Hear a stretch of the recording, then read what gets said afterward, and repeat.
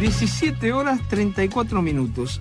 Se conoció la semana pasada el índice de pobreza de la encuesta permanente de hogares del INDEC, ¿no? Y da que hay un 34,1% de pobreza en el primer trimestre de este año, que contrasta contra el 25,5% de pobreza que hubo en el primer trimestre del año pasado. Pero esta es una foto. Hay una continuidad en donde podemos ver que por lo menos desde mediados del año 85 la pobreza nunca bajó del 25%. Por eso estamos comunicados con Diego Raus. Diego Raus es sociólogo, profesor titular regular de la carrera de Sociología de la UBA, de Ciencias Sociales, director en Ciencia Política y de Planificación y Políticas Públicas de la Universidad de Lanús. ¿Qué tal, Diego? ¿Cómo estás? ¿Qué tal? ¿Cómo andan? ¿Cómo les va? ¿Qué tal? Gracias por atendernos, ¿eh? No, por favor. Diego, uno cuando ve este tema de pobreza, que a decir verdad no se puede instalar mucho en una campaña electoral porque nadie pudo hacer nada con la pobreza en este país. ¿Qué pasa que a partir de los 80 se dispara y nunca la tenemos por debajo del 24 o 25%? Bueno, es un tema que hay que entenderlo también en el contexto externo, ¿no? Lo que se está manifestando en la Argentina, por supuesto también en otras regiones y en América Latina sobre todo, es el cambio en el patrón económico, social, político que sucede a partir de los 80 con el modelo neoliberal y neoconservador político que se establece en Europa y en Estados Unidos, ¿no? Uh-huh. Eso implicó, junto con la revolución tecnológica, todo un cambio en el modelo productivo y, por lo tanto, en las formas del mercado de trabajo que empujaron absolutamente tasas abiertas de desempleo altos, pero, sobre todo, y más progresivamente, una informalización permanente del mercado de trabajo, lo cual quiere decir permanentemente peores condiciones de trabajo y bajas en los ingresos, ¿no? Eso fue empujando progresivamente de esa gente.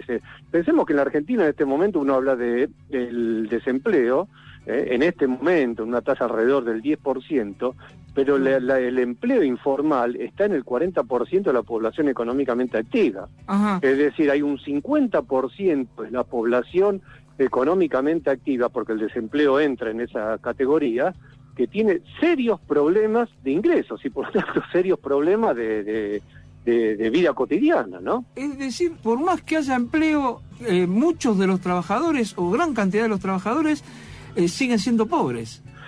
Es que por supuesto, porque si había una característica, y hablemos de la Argentina solamente, ¿no? Esto sí. Podría ser llevado. Hay una característica del mercado de trabajo en la Argentina hasta la mitad de los 80, es que no solo la tasa de desempleo era muy baja, 4 o 5% de la población económicamente activa, sí, sino que el empleo estaba absolutamente formalizado. Uh-huh. Es decir, bajo contrato de trabajo, por lo tanto, leyes laborales, paritarias, etcétera. Hoy decir que entre el desempleo y la informalidad, el 50% de la población económicamente activa no tiene ni paritarias, ni leyes laborales, ni condiciones de trabajo, y por lo tanto eso empuja absolutamente la condición de pobreza. Uh-huh. E incluso para las estadísticas, sí, la pobreza se medía hasta los 80 por lo que se llamaba necesidades básicas insatisfechas, claro, es decir, sí, carencia de estructura de vida, ¿no? Agua potable, cloacas, gas, electricidad. Sí. El cambio en la matriz produjo que ya desde los 90 la pobreza se calcule por la línea de ingresos, es decir, el costo de la canasta básica familiar, lo que se conoce, ¿no? Sí. Es decir, absolutamente por la capacidad de las familias de proveerse de lo necesario para vivir. Ajá. Y esa pobreza, esa pérdida de ingresos, está causada por la salida del mercado de trabajo, sea por desempleo absoluto o por la informalidad dentro del mercado de trabajo, ¿no? Ahora, ¿sabes lo que más me llama la atención, Diego? Es que hubo momentos, cuando uno ve el seguimiento, ¿no? En algunos momentos es por el INDEC, en otros momentos creo que hay cifras que las da el Ministerio de Desarrollo Social, ¿no? de pobreza, que en los momentos que Argentina estaba muy bien, con viento de cola, tampoco se logró bajar la pobreza. No sé, yo acá tengo índices, el 2009 está al 30%, 2008 al 32,7%, 2006 39%. ¿Qué pasó? ¿Cómo ven ustedes esto, no? Es decir, un país pujante, con ingresos, sobre todo sabemos que lamentablemente nuestro país depende de la agroexportación de productos primarios, pero entraron cantidad de dólares, los commodities estaban a 600 y pico dólares, cuando ahora están en 300 y pico, la soja, por ejemplo. ¿Qué pasa que no se puede avanzar? Bueno, hay dos cosas ahí, ¿no? Primero lo que decías es que, bueno, antes sí esto lo hacía el INDEC, acuérdense que en el 2008-2009 la intervención del INDEC, entonces más o menos con una metodología parecida pero no similar, los datos los siguió recogiendo el Observatorio de la Deuda Social de la Universidad Católica, de ¿no? la UCA, después claro. Se retomó el INDEC. Pero bueno, eso no, los datos son más o menos fidedignos. Sí, aparte miden los dos también tienen más o menos la misma metodología, ¿no? Sí, no exacto, pero más o menos. Pero sí. Lo importante es que los datos son fidedignos, ¿no? Sí, sí. Y es interesante, esto da para mucho, pero es interesante entender eso, porque precisamente el cambio en el modelo económico, ¿qué produce? Produce, como sabemos, concentración de capitales, ¿no? Uh-huh. Es decir, las empresas que se ubican en la economía global son las que más acumulan, en el caso argentino, las commodities, ¿no? Los agronegocios, minerales, etcétera.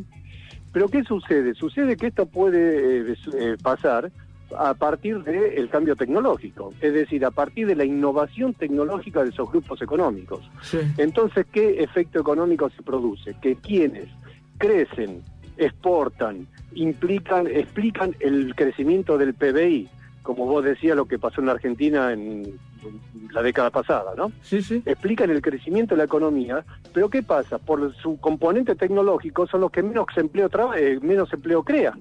Claro. Y quienes crean empleo, pequeñas y medianas empresas, economías regionales, no son los que crecen económicamente. Por lo tanto, no pueden solventar un empleo formal. ¿Y a qué acuden? A la terciarización o al empleo informal de bajos salarios. Entonces, la gran incógnita de este mundo, porque es mundo, es que se da esta ecuación perversa. El crecimiento económico puede darse independientemente de las tasas de desempleo y pobreza de una sociedad. Uh-huh. Antes recordemos que en el modelo anterior era absolutamente lo contrario. Y la economía crecía, se distribuía, la gente tenía empleo, consumía, etcétera, etcétera. Ahora esas dos variables se han independizado, ese es el gran triunfo neoliberal, ¿sí? Despegar el crecimiento económico, que quiere decir el crecimiento de las empresas, que concentra capital, del estado de la sociedad. Es prácticamente se han autonomizado. Es decir, que ni teoría del derrame en este caso. No, es que no existe. La teoría del derrame ya era un invento en los 80 y ahora mucho más.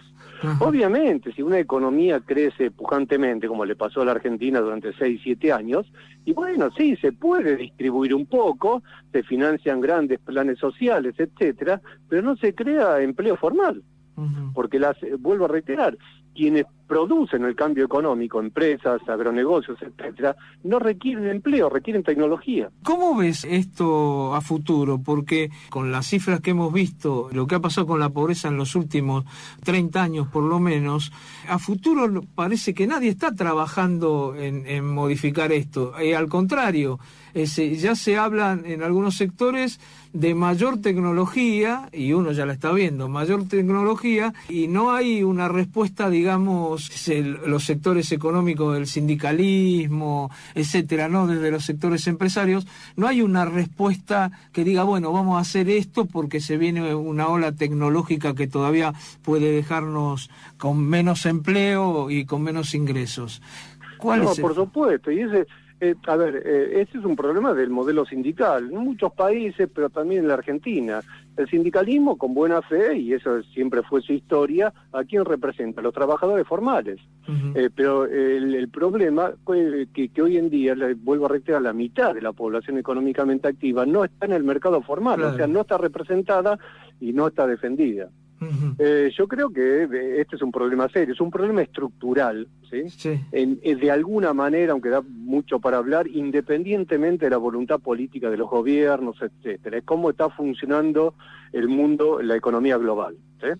Entonces esto ya está trayendo, ya lo sabemos hace varios años, está trayendo serios problemas sociales y políticos, desde los conflictos sociales que está pasando en todos lados, y vamos al mundo de hoy, los chalecos amarillos en Francia, o la xenofobia en Europa, el odio a los inmigrantes, está trayendo reacciones políticas, sociales, absolutamente perversas, pero de alguna manera inconscientes, ¿no? Porque son precisamente las poblaciones perjudicadas las que apelan a esas reacciones como forma de defensa ante su situación, que no va a mejorar por eso. Vos hablabas de que esto pasa en el mundo y fundamentalmente en Latinoamérica. Sé que por tu profesión también tenés vinculaciones con la universidad en Bolivia, ¿no? En Bolivia se dice que hay un gobierno, se ve un gobierno más progresista, más, digamos, de izquierda. ¿Tienen estos mismos problemas? Sí, tienen, a ver, pero es como un salto en la historia, ¿no? Lo que pudo hacer Bolivia con un gobierno como el de Evo Morales y con un boom económico a partir del precio del gas, una commodity, ¿no? Claro. De alguna manera, fue rescatar de la pobreza a un gran sector de la población que históricamente había estado al margen, ¿sí? Entonces hizo lo que de alguna manera en otros países hizo en su momento, qué sé yo, el varguismo en Brasil, el peronismo en la Argentina, ¿sí? Ahora bien, esa inclusión, ese modelo de inclusión social se sostiene a partir de ¿qué? A partir de toda una serie de programas que tiene el gobierno en buena fe y que están financiados por el precio del gas. Es decir, no se sostienen por el funcionamiento estructural de la economía y del mercado de trabajo. Si cambia alguna vez esa situación, pensemos en la Argentina, ¿no? Que los precios de la soja bajaron. Claro, como pasó en Venezuela, en Venezuela. O en Venezuela, claro. El problema ¿cómo es? El problema es cómo sostener ese proceso social. Esto es muy claro en Brasil, fue muy interesante en Brasil. Sí. Es lo que hizo Lula en Brasil, ¿sí? Sacó con el boom económico a toda la población absolutamente marginada históricamente del nordeste. Pero ¿qué pasa? Pasa 1 o 2 generaciones y esa población que salió de la pobreza ya no quiere solamente no ser pobre, quiere acceder a la universidad, quiere acceder a las ciudades, quiere acceder al consumo, quiere acceder al automóvil, etcétera, y empieza también el descontento, ¿no? Una cosa absolutamente entendible, ¿no? Entonces es un proceso que sigue girando y que, reitero, no se sostiene sobre el funcionamiento de la economía, sino sobre la posibilidad de los gobiernos de dar alguna forma de sostén a poblaciones marginalizadas. Está muy claro. Diego, yo te agradezco mucho por esta comunicación, porque es realmente un tema que nos interesaba mucho, porque yo que soy grande, viví etapas de pobreza de 4%, desocupación del 3%, inclusive comienzos del 81, 82 no superaba el 10%, ¿no? El comienzo de los 80, la pobreza. Así que te agradezco por este pantallazo que pudimos dar sobre este problema de la pobreza estructural en la Argentina. Muchas gracias. Un gusto haber conversado con ustedes. Cuando quieran volvemos.